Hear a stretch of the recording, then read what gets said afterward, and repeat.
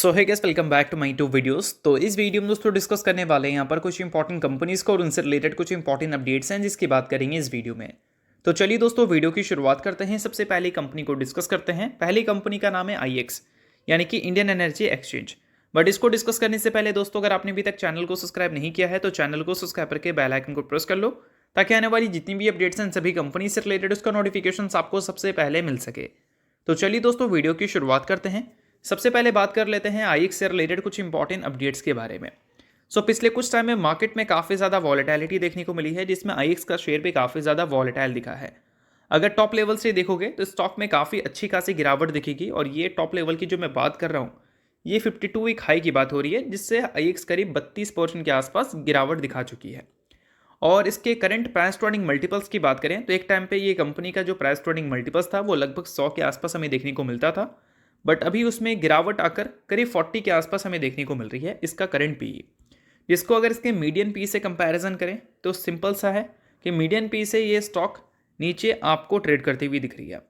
अब median P से नीचे ट्रेड करती हुई दिख रही है तो इसके पीछे का सबसे बड़ा रीज़न है मार्केट कपलिंग। मार्केट में एक बड़ा कंसर्न है आईएक्स के ग्रोथ का और वो इसलिए है क्योंकि मार्केट कपलिंग अप्लाई होने के बाद जितनी भी पावर ट्रेडिंग प्लेटफॉर्म है वो सभी इक्वल हो जाएगी और सभी अगर इक्वल हो जाएगी तो कहीं ना कहीं एक मोनोपोली जो आईएक्स को मिल रखा था वो मोनोपोली छीन सकता है। और इस वजह से जो स्टार्टिंग में कन्विक्शंस थी जो मार्केट ने हाई वैल्यूएशन दे रखा था वो देना काफ़ी मुश्किल हो जाएगा, क्योंकि मोनोपोली अगर हट जाएगा तो हो सकता है कि मार्केट 30% सीजा से ग्रोथ उम्मीद कर रही थी तो उसको कम कर 15% पे लाया जाए। तो इस वजह से देखा जाए तो आपको इस कंपनी का जो current price to earning multiples हैं इसके ईपीएस के हिसाब से भी काफ़ी ज़्यादा नीचे दिख रहा है।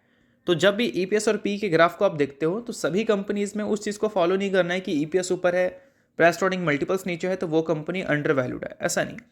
किस लिए ऐसा है उसके रीजंस आपको पता होना चाहिए और वो रीज़न अगर आपको लग रहा है कि हाँ चलो इस वजह से कंपनी के ग्रोथ इम्पैक्ट फेस कर सकते हैं तो आपको उसको अंडर वैल्यूड नहीं मानना है और लगता है कि without any reason market corrections की वजह से ये सारी चीज़ें हुई हैं तो फिर आप उसको अंडर वैल्यूड कंसीडर कर सकते हैं। बट अच्छी बात यह है कि पिछले एक साल से अभी भी कंपनी के नंबर्स हमें अच्छे देखने को मिल रहे हैं। लाइक पिछले एक साल में इसके रेवेन्यू 19% से और प्रॉफिट 21% से ग्रो किए हैं। 3 साल 5 साल का सीजर भी डबल डिजिट में है, जो कि अच्छी बात है कि कंपनी के नंबर्स एटलीस्ट डबल डिजिट से ग्रो करते हुए नजर आ रहे हैं। और कंपनी के ऊपर डेट भी नहीं है, ये भी अच्छा है। और आरओई पिछले 3 साल का 40% से भी ऊपर का है और डिविडेंड्स वगैरह भी कंपनी देती हुई नजर आती है। तो ये सारे कुछ इंपॉर्टेंट पैरामीटर्स हैं जो कि आईएक्स में आप ध्यान दे सकते हो और वो सारी चीज़ें मैंने आपको बता दिया।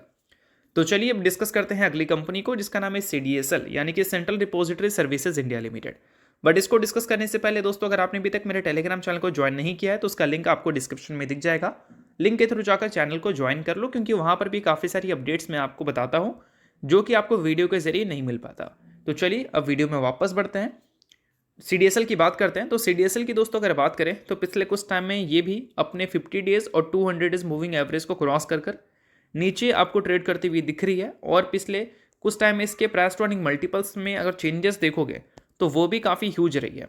अभी देखो रिसेंटली मैंने बताया था आपको आईएक्स में एक वैल्यूबल पॉइंट, और वो चीज़ दोस्तों ये था कि पिछले कुछ टाइम में आईएक्स के ईपीएस हमें बढ़ते हुए दिखे थे तो उस हिसाब से कंपनी के वैल्यूएशंस में भी हमें अपग्रेड देखने को मिला था। बट जब मार्केट करेक्ट हुआ था और उस टाइम सीडीएसएल नहीं गिरा था तब मैंने बताया था कि अगर एक भी क्वार्टर के अर्निंग सीडीएसएल के हमें ख़राब देखने को मिल गए तो ये जो एक्सपेंसिव वैल्यूएशन पे सीडीएसएल अभी चल रही है इस चीज़ को मार्केट सस्टेन कर पाए इसके चांसेस बहुत ज़्यादा कम है। और अभी Q3 की अर्निंग्स को ही देख लो आप, earnings year on year basis पे 29% से अच्छे ही हमें देखने को मिले। सेम चीज़ प्रॉफिट में भी था।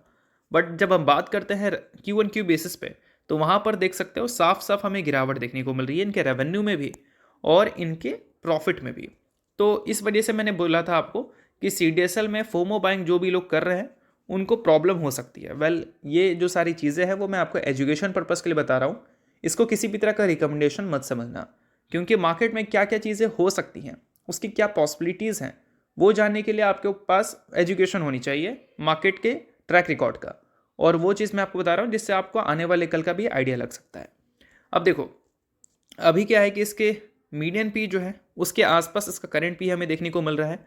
अब प्रॉब्लम क्या है, प्रॉब्लम सबसे बड़ा ये है कि अगर सीडीएसएल के नंबर्स मान लो आगे चलकर ग्रो नहीं करते हैं, नंबर्स में गिरावट देखने को मिलती है तो कहीं ना कहीं ये जो वैल्यूएशन है ये हमें और भी गिरता हुआ दिख सकता है, बट नंबर्स अगर कंसोलिडेट कर गए तो फिर ये वैल्यूएशन हमें सस्टेन होता हुआ दिख सकता है, और नंबर्स में अगर लगातार तेज़ी दिख गई तो फिर ये वैल्यूएशन को मार्केट अट्रैक्टिव ले सकती है और मार्केट इसको पंप कर सकती है, मतलब मार्केट इसको चीयर कर सकती है, ऐसा भी आप बोल सकते हो।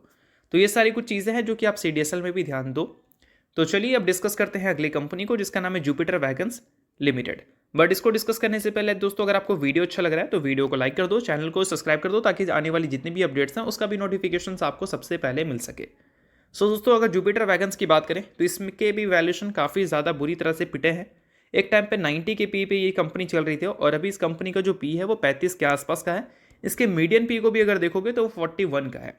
तो मीडियन पी से भी करंट पी आपको नीचे दिख रहा है।